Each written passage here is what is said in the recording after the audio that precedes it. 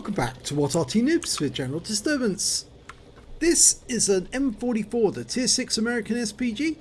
It's located on the north spawn of Malinovka under the command of Guji72. Now, Guji's got himself into a bit of pickle at the moment. He actually tore the tendons on his arm, which makes it very difficult to play. But luckily, we do have this replay from back before when he was full able-bodied. He's now recovering and his arm is in bandages. Yes, poor guy. Not very nice. Pulling the tendons in your arm, it's very painful actually. Okay, he's found a nice firing position here. Now it's a 155mm howitzer mounted in a swivel bracket on a Walker Bulldog hull, and it can do 550 alpha if it can penetrate 38mm of armour. 39mm of armour. Goes for the Oni, and he gets a splash hit for 197. Wow, that Carnarvon is very oddly looking, or sitting there at that prominence, that lookout at F7. Which is very strange, because normally heavy tanks go straight up the hill, but that guy seems to be just taking a moment to look out. And the enemy T-52 was in the spotting bush and he got wiped out very quickly. Now there's normally somebody on that little lookout bush up on F7, but Guji's having a quick look for the enemy Arty. It's in the right vicinity. That is the area. Now Guji's using a crate of premium consumables, crate of Coca-Cola, and that should speed his reload time to about 16 seconds. And an ISU-122S has been spotted near the buildings. That's a premium vehicle. Lost sight of him temporarily. Apparently there's a P43 Tur there as well. Oh yes, there he is. And the Churchill goes down. And he fires a round in, but no damage.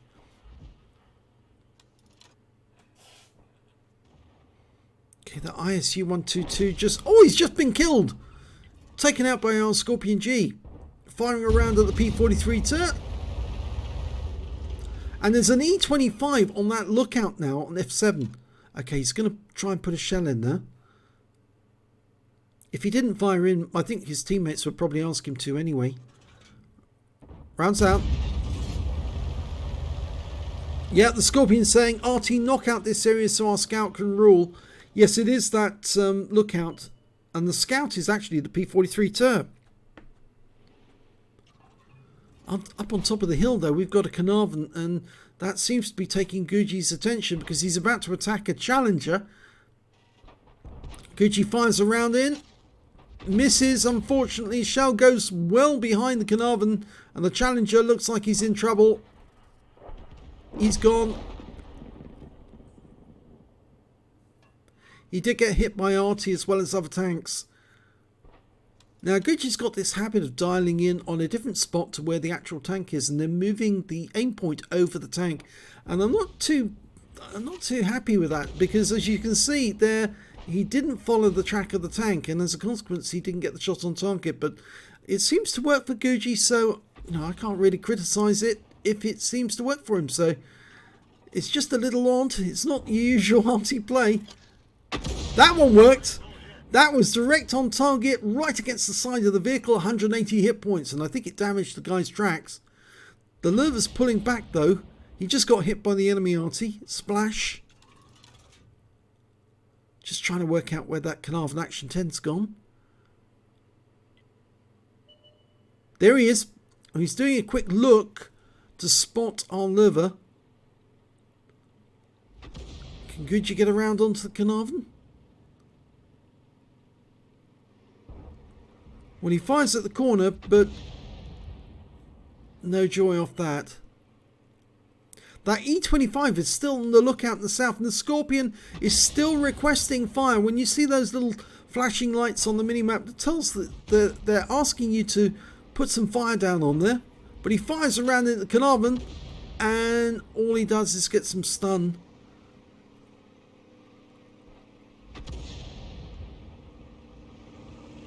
Well, the Carnarvon's now been joined by a Skoda T25. That's the Tier 6 medium with an autoloader. And it appears that that tank driver knows that the windmill is actually a good cover from Arty. He's parked directly behind it. But that's a direct hit on the Carnarvon. Lover's pulling back.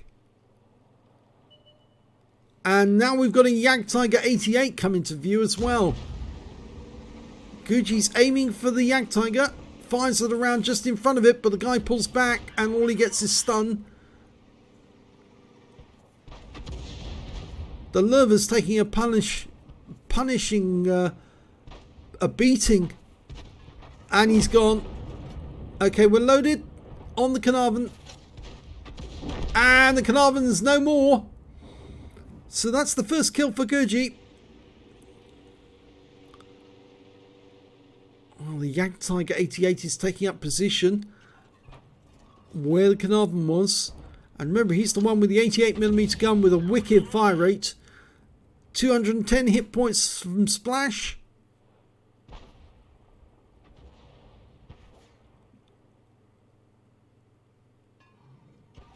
Okay, can we put a round into him?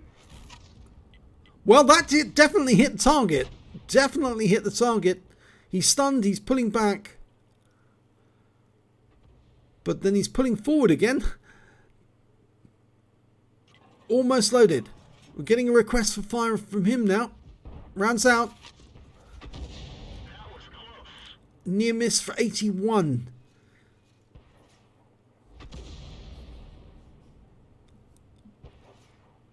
Now, at least there are some tanks between him and us. He's coming down the hill, but it looks like he's going for that rock for cover. Guji fires around him, gets a direct hit on his side for 75.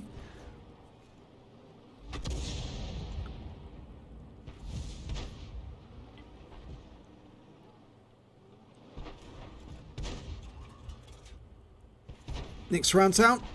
And another direct hit, this time for 208. Well, we did lose the Jagdpanzer 4. That Jagdtiger is quite effective.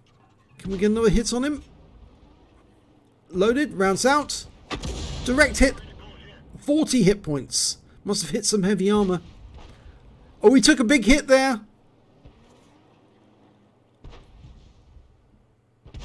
And he's gone. Kill was the P43 turn. Okay, an E25's managed to make it over to the ramp. Just the other side of that hill. Yeah.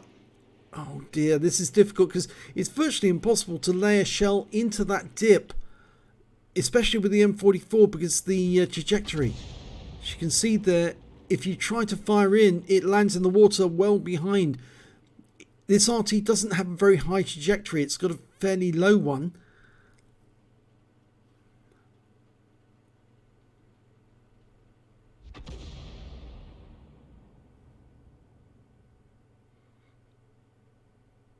Our E25 is moving to a position where he might be able to get a shot.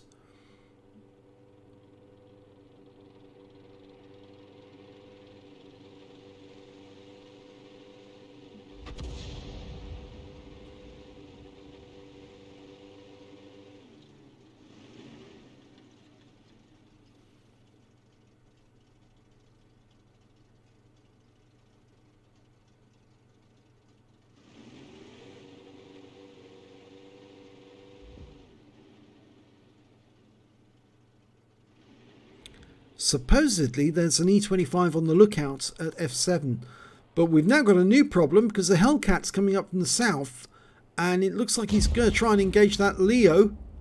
If he can get into the dip. Yes, he has got into a dip. Guji fires around him. Not sure that hit the target though.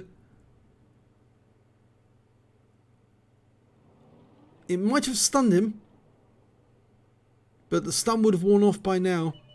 There's the Hellcat. Rounds out again. Nope. Lands in the water nearby, or it's on the beach rather.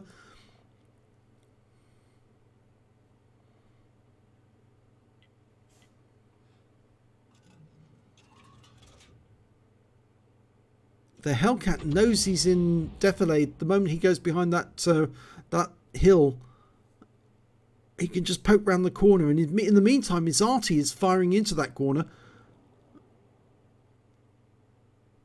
The Leo does need to think about maybe relocating. Yes, he's just got hit by the enemy Arty, the enemy M44. Well, Gucci fires around him, but it doesn't really help. In the meantime, our E25 managed to deal with the enemy E25, but we've lost the Leo. Trying to get a shot on that Hellcat when he pops up.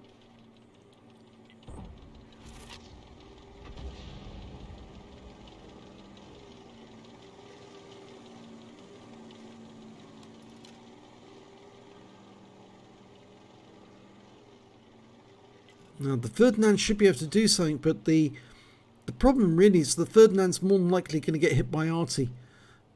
There's the Hellcat. Rounds out on the Hellcat. Yes, he did get hit nicely. 2-170s, a one shot for the Ferdinand. As long as the Ferdinand doesn't get wiped out by Arty.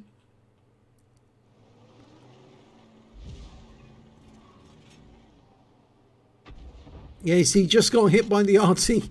Oh, but Gucci gets his second kill, kills the Hellcat with splash. And he's moving now. Oh, just a little bit though.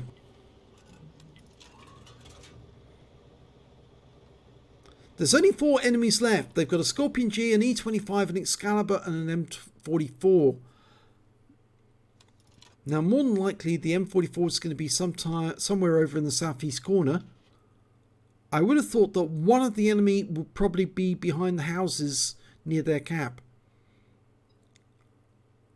We've got a good force going south right now. The E25 and the VK should be able to find the enemy.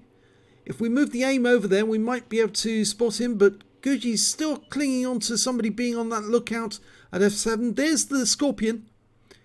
He's gone behind the building, which makes it very difficult to hit him. Can't even splash him. If we fire a shell at that corner, it's not even going to reach him with splash. It's quite a long building, that one, and you can't loop a shell over with this particular Arty. You could with a Bishop. Oh, he's gone between the gaps now, so he might be able to get around at him. Gucci's trying to work out where he needs, how much lead he needs. That's a little too little, I think. Yep.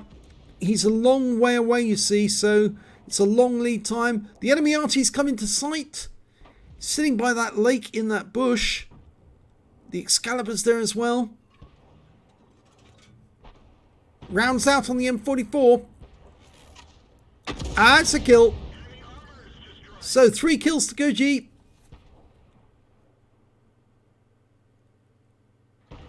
Oh, we lose the P43 turret, but the Excalibur gets blown out of existence by the Scorpion G, and that just leaves the enemy Scorpion G, and he's been found over there. So that was the 2-minute warning we just heard.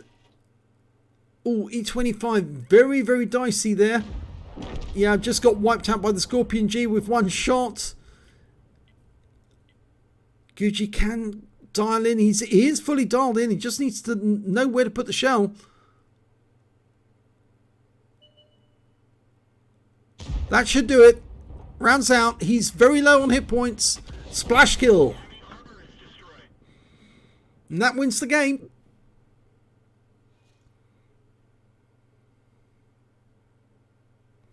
So let's have a look at the end of battle stats.